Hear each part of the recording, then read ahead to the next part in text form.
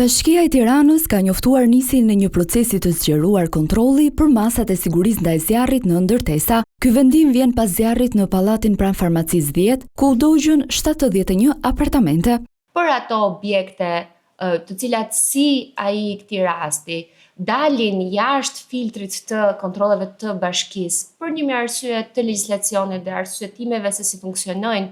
objektet që dalin jashtë kuadrit të kontrollit të strukturave të bashkisë, fillojmë menjëherë një kontroll njësoj siç do ta bënim për sa i përket sigurisë së zjarrit për të gjitha objektet lejet të cilave janë lëshuar nga institucioni i Bashkisë Tiranë. Ristani njoftoi se kontrollet do të shtrihen në të gjitha objektet që kanë marrë leje nga bashkia, përfshirë edhe ato që kanë mbetur jashtë verifikimeve të plota.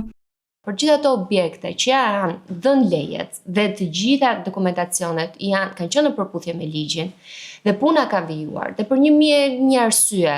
nuk kanë qenë subjekt apo nuk kanë bërë kërkesën për të kontrolluar nga strukturat e bashkisë dhe kanë kaluar në kanale të tjera apo dhe nuk i kanë kaluar kanalet e tjera të licencimit dhe të marrjes certifikatës së objektit, kontrolli do të ndodhi sikur të kishte kaluar. Bashkia bën gjithashtu të ditur se rezultatet e kontrolleve do të raportohen në institucionet përkatëse për marrjen e masave konkrete.